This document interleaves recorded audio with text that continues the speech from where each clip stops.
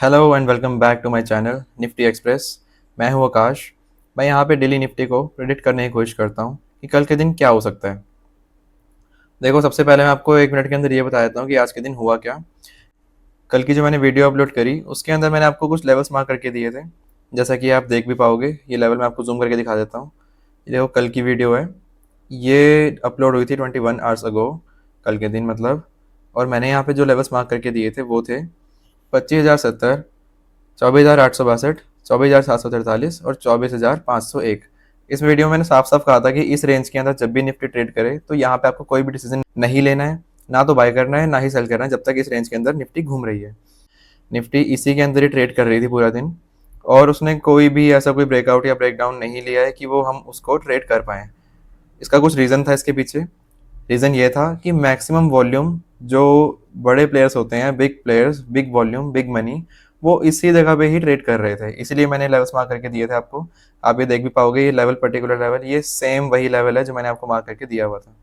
ठीक है, अब आ जाते हैं चार्ट पे। आपको दिखा देता हूँ कि आज के दिन हुआ क्या।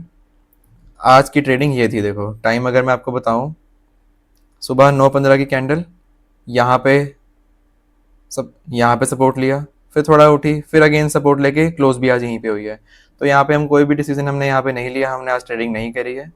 जैसा कि मैंने आपको बताया भी था, जब तक इस रेंज के अंदर ट्रेड करता रहेगा ये निफ्टी, तब तक आपको कोई भी ट्रेड नहीं लेना है, ना बाय का ना सेल का। ओके, अब चलते हैं कल के दिन क्या हो सकता है, ये जानते हैं। देखो, उससे पहले ना मैं आपको एक चीज़ दिखाता हूँ। देखो, ये जो एरिया है ना, ये हाईलाइटेड एरिया, ये वो एरिया है जहाँ पे मैक्सिमम वॉल्यूम अभी खड़ी हुई है। यहाँ पे ट्रेडिंग चल रही है, अभी ऑर्डर्स लगी जा रहे हैं यहाँ पे। ये तभी बनती है जब मैक्सिमम एक ही एरिया में बहुत ट्रेडिंग हो रही हो, बहुत ऑर्डर पंच हो रहे हैं उस टाइम पे, ये तभी बनता है। ये वो बताता है, ठीक है।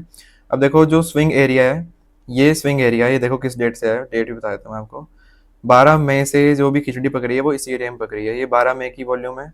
और अगर मैं थोड़ा सा जूम करूँ तो देखो, जूम करके ये देखो, आज की डेट नोट करो, ये वाले एरिया की डेट नोट करो। ये कल की डेट है, 27 में।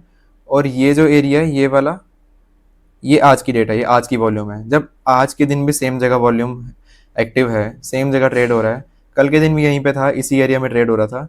और स्विंग एरिया जो हमारा 12 मई का एरिया है, वो भी इसी जगह पे जब ट्रेड कर रहा है, तो उसका मतलब कुछ ना कुछ तो होने वाला है बड़ा।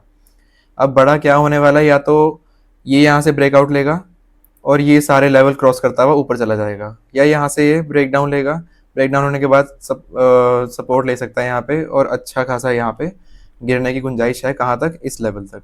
अब मैं आपको चार्ट पे मार्क करके दे देता हूँ कि क्या क्या हो सकता है आने वाले टाइम में। स्विंग एरिया का हाई लो क्या हो सकता है, सपोर्ट रेसिस्टेंस, वो आपको मार्क करके दे देता हूँ मैं। देखो, निफ्टी के लेवल्स में ज़्यादा चेंजेस नहीं है। जैसे कि मैंने आपको यहाँ से लेवल्स उठा के दे दिए हैं कि ये वाला हाई, ये जो मैक्सिमम वॉल्यूम एरिया है वो, और स्विंग लो हमारा। ठीक है, इसके बाद ये लेवल्स मैंने आपको मार्क करके दे दिए हैं, आप इसको नोट डाउन कर लीजिए।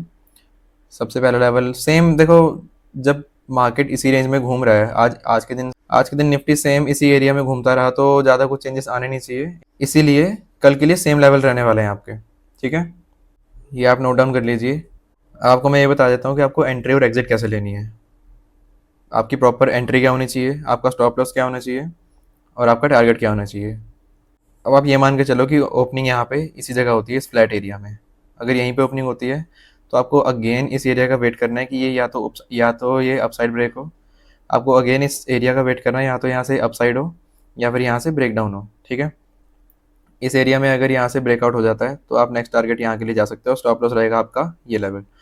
ठीक है, या फिर जो भी कैंडल, अगर अच्छी बड़ी कैंडल यहाँ से ब्रेकआउट होगी, उसका लो जो होगा वो आपका स्टॉप लॉस रहेगा। ठीक है, और अगर यहाँ से नीचे जाने लगे तो जो भी कैंडल यहाँ पे बनेगी उसके लो के बाद आपको एंट्री लेनी है। टारगेट आपका रहेगा ये लेवल, और स्टॉप लॉस रहेगा आपका फर्स्ट कैंडल का हाई, या फिर ये पर्टिकुलर एरिया जो कंसोलिडेशन चल रही है यहाँ पे। ठीक है, स्टॉप लॉस, टारगेट और सपोर्ट और रेसिस्टेंस हो गए। फिलहाल के लिए देखिए, आज कुछ ज़्यादा बताने वाला है नहीं, तो वीडियो को हम यहीं रोकते हैं। और अगर कुछ हैपनिंग होता है, कल के दिन कुछ अच्छा होता है, तो हम आगे देखेंगे कि क्या हो सकता है। आपको मैं लेवल्स मार्क करके दे दूंगा अकॉर्डिंग टू द वॉल्यूम। और एक, हाँ, एक छोटी सी बात, मैं यहाँ पर एक चैलेंज करने जा रहा हूँ। मैं क्या करता हूँ, देखो, एक छोटी सी मैं बात बताता हूँ आपको। थोड़ा टाइम ज़्यादा है आज, तो मैं आपको कुछ एक चीज़ बताता हूँ।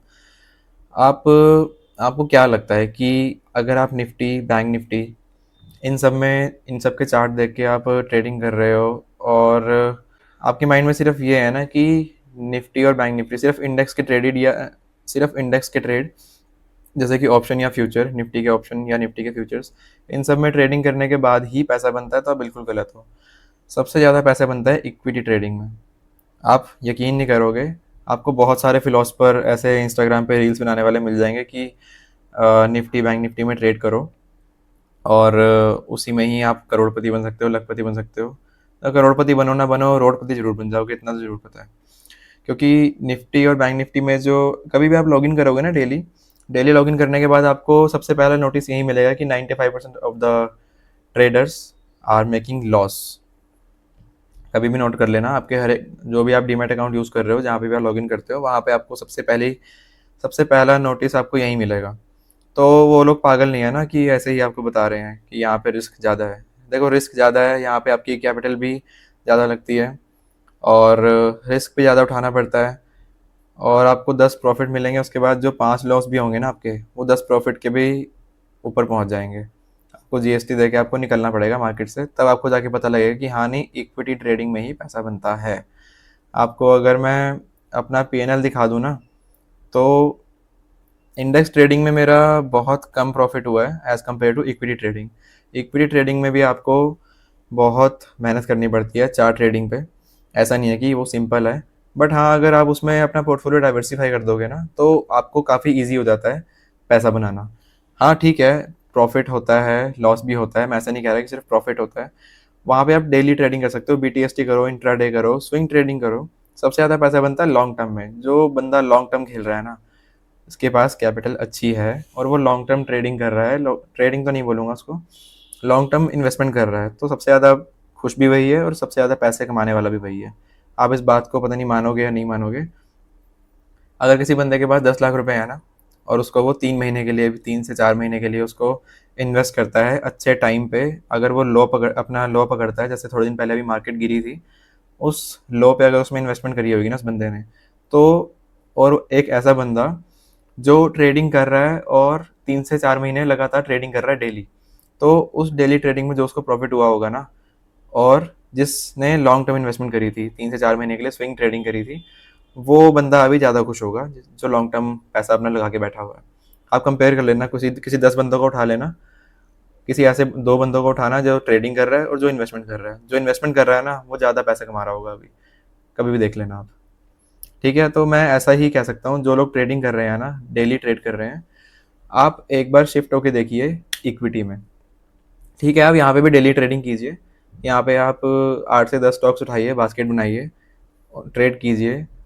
आप कभी लॉस में नहीं होंगे जितने लॉस में आप ऑप्शन ट्रेडिंग में हो ना, इक्विटी उसमें, सॉरी, निफ्टी और बैंक निफ्टी में। उतना लॉस तो आप कभी भी नहीं उठा पाओगे इसमें, ये मैं लिख के दे सकता हूँ आपको। इक्विटी ट्रेडिंग कीजिए, ट्राई कीजिए, आपको अच्छा लगेगा और थोड़ी शांति मिलेगी और आप पैसा भी कमा पाओगे। ठीक है, अब मैं आज ये सब बताने का मतलब मेरा क्या था, मैं यहाँ पे अब एक चैलेंज शुरू करने जा रहा हूँ। मैं यहाँ पे डेली ट्रेड लूँगा, आपको दिखाऊंगा कि मैंने कैसे उसमें एंट्री ली है, वो स्टॉक्स मैंने कैसे उठाए हैं। ये मैं आपको बाद में बताऊंगा कि इन स्टॉक्स को मैं सेलेक्ट कैसे कर पा रहा हूँ। ठीक है, अब मैंने स्टॉक सेलेक्ट किए, बास्केट बनाई, और मैं एंट्री लेके दिखाऊंगा आपको अगले दिन उसकी क्या ओपनिंग होएगी, उसको मैंने कितने रेट पे बुक किया और कैसे इसको मैंने एग्जिट लिया, ये सब आपको बताऊंगा। एक चैलेंज टाइप ही समझ लो इसको आप। इसकी डेली वीडियोस मैं अपलोड करूंगा, प्रॉफिट दिखाऊंगा, जो लॉस होगा लॉस भी दिखाऊंगा। कुछ लोग क्या करते हैं ना, यूट्यूब पे जो वीडियोस बनाते हैं वो आपको लॉस नहीं दिखाते कि मुझे लॉस भी हो रहा है, तो आपको लगता है कि यार सब कुछ अच्छा है, आप बड़े उसमें बातों में आ जाते हो, कोर्सेज खरीद लेते हो उनसे कि यार ये तो लॉस कर ही नहीं रहा है, इससे हम कोर्स खरीद लेते हैं और हम भी इनके ऐसा बन जाते हैं। एक्चुअल में वो बंदा आपसे कोर्स बेच के ही पैसे कमा रहा होता है। ठीक है, तो आपको इन चीज़ों को ध्यान रखना है। और ठीक है, फिलहाल के लिए इतना ही। अब ये चैलेंज मैं कल से अब मैं कल से चैलेंज शुरू करने जा रहा हूँ, आपको डेली दिखाऊंगा कि कैसे एंट्री ले रहा हूँ, कैसे एग्जिट ले रहा हूँ, और स्क्रीनशॉट अपलोड करूँगा डेली। ठीक है, फिलहाल के लिए बस इतना ही। मिलते हैं अपनी नेक्स्ट वीडियो में। कल डिसाइड करेंगे कि क्या अगर यहाँ कंसोलिडेशन तोड़ता है निफ्टी, तो उसके बाद क्या हो सकता है। आपको लेवल्स मार्क करके दूंगा मैं अकॉर्डिंग टू द वॉल्यूम। ये सिर्फ उन लोगों के लिए है जो इंडेक्स में ट्रेड करते हैं। इंडेक्स में अगर मैं आपको बताऊं तो मैं भी ट्रेड नहीं करता हूँ। मैं आपको मुझे आता है, ऐसा नहीं कि नहीं आता, लेकिन मुझे मन की शांति चाहिए और मुझे पैसा चाहिए, वो मुझे इक्विटी ट्रेडिंग से आ रहा है। अब मैं आपसे अलविदा लेता हूँ, मिलते हैं कल। तब तक के लिए गुड बाय, टेक केयर।